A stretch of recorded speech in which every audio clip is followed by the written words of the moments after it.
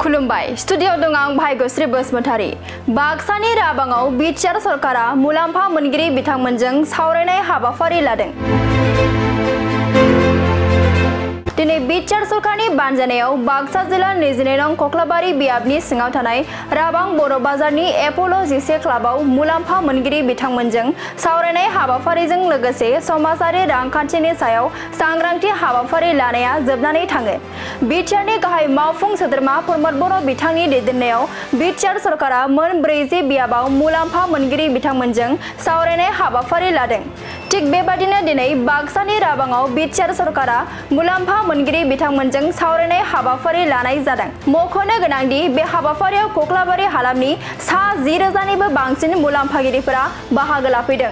बे हाबाफारियावनो बिटिआरनि हाग्रा बिफाननि मावफुं सोद्रोमा रनजित बसुमतारी, एमपि रोनगोरा नार्जारी, बारग' लेङाइ गाहाय मावफुं सोद्रोमा खाम्फा बरगयारी, बारग' मन्त्रि चन्दन ब्रह्म, 22 नं कक्लाबारि बियाबनि एमसिएलए मन्टु बर', इउपिपिएलनि नेहाथारि फैलाजे बरगयारी, एमसिएलए माधव छेत्री आरो जालाह सार्कल अफिसनि अफिसार मावथि बिथांमोना बाहागो लादों।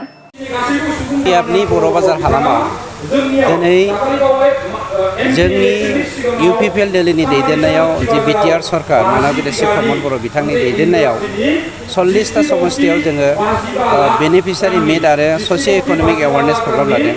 बे प्रग्रामाव कक्लाबारि हालामनि रायजो राजाफ्रा बेनिफिसियारिफोरा दोलै नोगोरै फैनानै 10,000निख्रुइबो बांसिन दिनै पार्टिसिपेट खालामनायखौ नुनानै जोङो खोब गोजोननाय मोन्दों आरो बेखायनो गोजोनदों जे दिनै प्रमद बर' बिथांनि दैदेननायावनो बिटिसिआव सान्थि गायसननो हादों आरो बिटिसिआव सान्थिनि दैदेनगिरि हिसाबै प्रमद बर'खौ गासैबो जाथि जनगोष्ठिया गनायनानै लादों।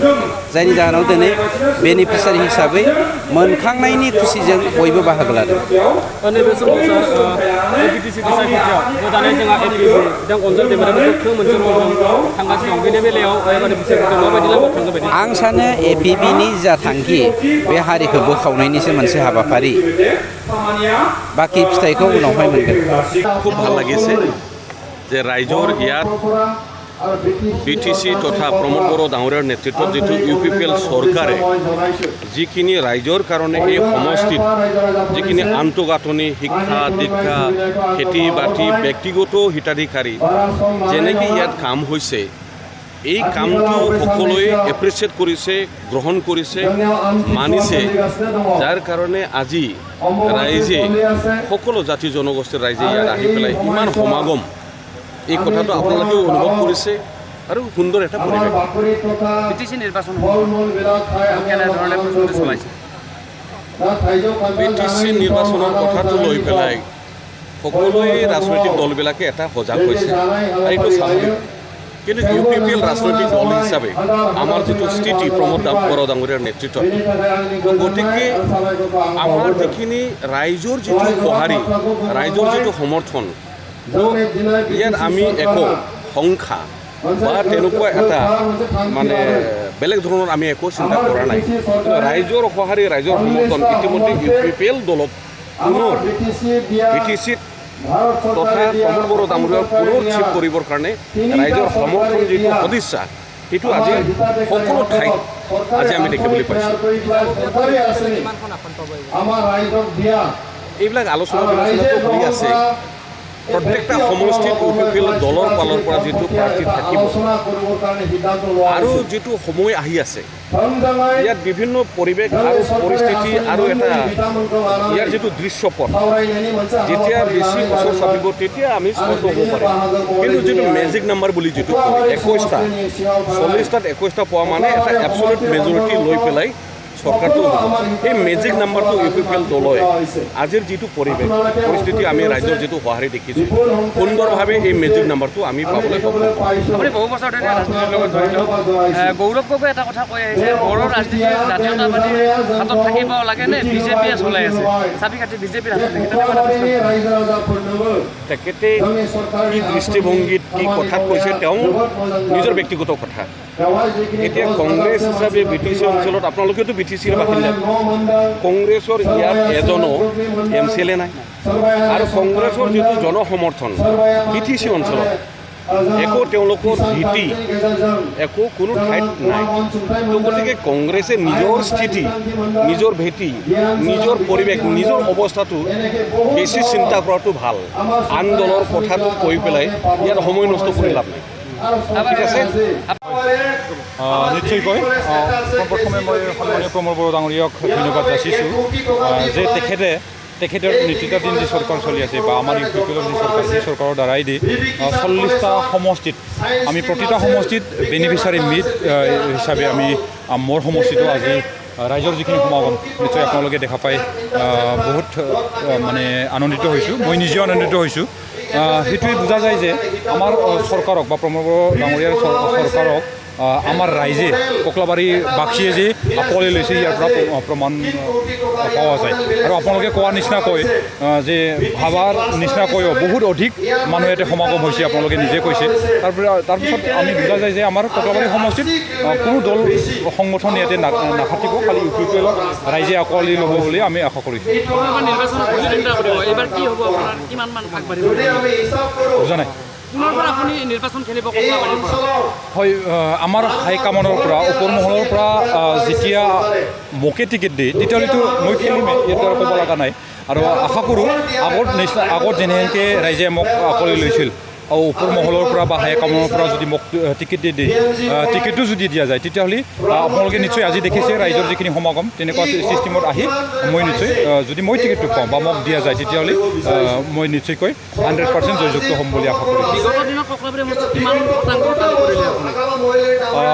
সচৰাচৰভাৱে আমি 2020ত যদিও চৰকাৰটো কৰিছিলোঁ, কিন্তু ইয়াৰে 1.5 বছৰমান ক'ভিডত পৰি গ'ল। আৰু মই নিজে মণ্টু বড়ো হিচাপে 4 বছৰৰ ভিতৰত 2.5 বছৰ মানে এতিয়া মই MCLA, কাৰণ মই উপ নিৰ্বাচনতে যিহেতু MCLA হৈ আছিল। আৰু এই উপ নিৰ্বাচনত MCLA যদিও হৈ আছিল, টোটেল আমাৰ চৰকাৰৰ যিখিনি 4 বছৰটো যদি ধৰা যায় তেতিয়াহ'লে 15 বছৰ 17 বছৰত BPF যি কামটো কৰিব পৰা নাছিল আজিৰ দিনত। আমি সম্পূৰ্ণভাৱে যদিও নহয় তথাপিও আমি আগত চৰকাৰতকৈ বহুত কৰিব পাৰিছোঁ বুলি মই আপোনালোকক জনাইছোঁ বা ঘোষণা কৰিছোঁ যে 2020 চনৰ পৰা আমি চৰকাৰ গঠন কৰাৰ পিছত ইয়াতে 17 বছৰত BPF যিখিনি কাম কৰিব নোৱাৰিলে, উদাহৰণস্বৰূপে দুটামান দিব খুজিছোঁ। যেনেকৈ ককলাবাৰী সমষ্টিত 17 বছৰত BPF কোনো প্ৰেক্ষাগৃহ অডিটৰিয়াম কৰিব পৰা নাছিল। নিশ্চয় আপোনালোকে ককলাবাৰী সমষ্টিত দেখা নাই, কিন্তু ককলাবাৰী সমষ্টিত আমাৰ ইউপিপিএল চৰকাৰে এই 4 বছৰত আমি ইতিমধ্যে এটা প্ৰচেছ অনগয়িং আছে। আৰু জালাত ভূপেন হাজৰিকা সাংস্কৃতিক প্ৰকল্প হিচাপে ককলাবাৰী সমষ্টিত ডাঙৰকৈ 2টা আমি প্ৰেক্ষাগৃহ পাম। নিশ্চয় আৰু আপোনালোকক সেইটো ক'ব খুজিছোঁ যে ককলাবাৰী সমষ্টিত ষ্টেডিয়াম কোনোদিন আপোনালোকে 17 বছৰ এটাও দেখা পোৱা নাছিল, কিন্তু এই বছৰত এই 4 বছৰৰ ভিতৰত ককলাবাৰী সমষ্টিত 3টা ষ্টেডিয়াম আপোনালোকে দেখা পাব। ইতিমধ্যে চিমলাত অনগয়িং প্ৰচেছত আছে, 80% কামটো হ'ল। লক্ষীবজাৰত আছে। আমি এতিয়া যি জেগাত আমি মিটিং কৰি আছোঁ সেই মিটিং জেগাটো আমাৰ সন্মানীয় জয়ন্ত বসুমতাৰী MP ডাঙৰীয়াৰ তৰফৰ পৰা 50 কোটিত আমি ইয়াতে মিনি ষ্টেডিয়াম পাৱাৰ কাৰণে সক্ষম হ'ম। তেতিয়াহ'লে আপোনালোকে বুজি লওক যে 17 বছৰত যদি ষ্টেডিয়ামে এটা নাছিল, প্ৰেক্ষাগৃহে যদি এখনো নাছিল, তেতিয়াহ'লে এই পাৰ্থক্যটো BPF আৰু ইউপিপিএলৰ যিখিনি চৰকাৰ, সেই চৰকাৰৰ পাৰ্থক্যটো আপোনালোকে নিশ্চয় গম পাব। ইয়াৰ বাদেও মই কেইটামান ক'ব খুজিছোঁ, যিহেতু আপোনালোকে সুধি আছে 4 বছৰত কি কৰিছে বুলি।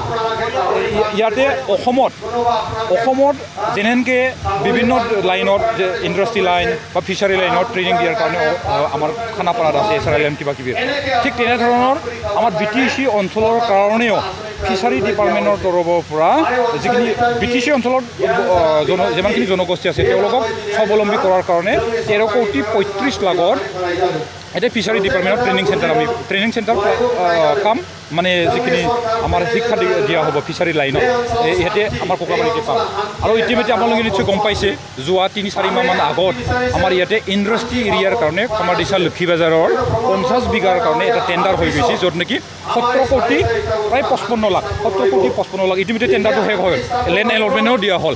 আৰু এই 17 কোটি 55 লাখ ইণ্ডাষ্ট্ৰি লাইনৰ তৰফৰ পৰাও BTC অঞ্চলত যিমানখিনি জনগোষ্ঠী আছে আনএমপ্লয়ি তেওঁলোকক এই BTC ককলাবাৰী সমষ্টিত ইণ্ডাষ্ট্ৰি লাইনত আমি ট্ৰেইনিং দিম ভকেচনেল যিখিনি ট্ৰেইনিং সেই ভকেচনেল ট্ৰেইনিং দিয়াৰ কাৰণে আমি সক্ষম হওঁ ইয়াতে আমাৰ ককলাবাৰী সমষ্টিত যিমানখিনি বসবাস কৰা ৰাইজ আছে তেওঁলোকেতো সেই সুবিধাটো ল'ব পাৰিব আৰু এটা মই আপোনালোকক ক'ব খুজিছোঁ যে কোনোদিন ককলাবাৰী সমষ্টিত বা BTCতে আয়ুৰ্বেদিক যি আয়ুষ হস্পিটেল আছিল আপোনালোকে নিশ্চয় গম পাইছে 1 মাহ 2 মাহমান হ'ল কামটো আৰম্ভ কৰিছে শিলবাৰীত আমি 12 বিঘাত এটা আয়ুষ হস্পিটেল 100 বেডেডৰ আয়ুষ হস্পিটেল আমি কামটো কৰি আছোঁ ইয়াৰ বাদেও আমি যিখিনি বিভিন্ন যিখিনি আঁচনি বা হিতাধিকাৰী ব্যক্তিগতভাৱে যিখিনি হিতাধিকাৰী সেইটো আমি 4 বছৰত নিশ্চয়কৈ আপোনালোকে নটিচত বা ছ'চিয়েল মিডিয়াত দেখা পাই থাকে 2 লাখতকৈও আমি আমাৰ চৰকাৰৰ থকা সময়ত আমি মাটিৰ পাট্টা দিয়া বা যিখিনি লেণ্ড পাট্টা দিয়া সেইটো আমি দিব পাৰিছোঁ আৰু যোৱা সিদিনা গভৰ্ণৰ ডাঙৰীয়াই আমাৰ বৰমা খাৰুৱাত আহি পেলাই যিখিনি 2.0 যিখিনি বৈষম্যতি আৰম্ভ কৰি দিলে সেই আৰম্ভ কৰাত ককলাবাৰী সমষ্টিৰ পৰাও বৰখাগৰা দৈলাজান ভেগুৰি তেনেকুৱা জাগাৰ পৰা লেণ্ড পাট্টাটো তেওঁলোকে পাব সক্ষম হ'লে তেনেকৈ শিৱসাৰে আমাৰ তাতে প্ৰথমত 2020 চনত যেতিয়া তেখেতে প্ৰতিনিধিত্ব কৰিছিল সেই সময়ত তেখেতে কথা দিছিল এই কথাৰ মৰ্মে আজিৰ দিনত আমি প্ৰায়ভাগ যিখিনি আমাৰ যিখিনি প্ৰতিশ্ৰুতি আছিল সেই প্ৰতিশ্ৰুতিটো প্ৰায়ভাগ পূৰণ কৰিব পাৰিছে বুলি মই মানে কিবা কৰিছোঁ আৰু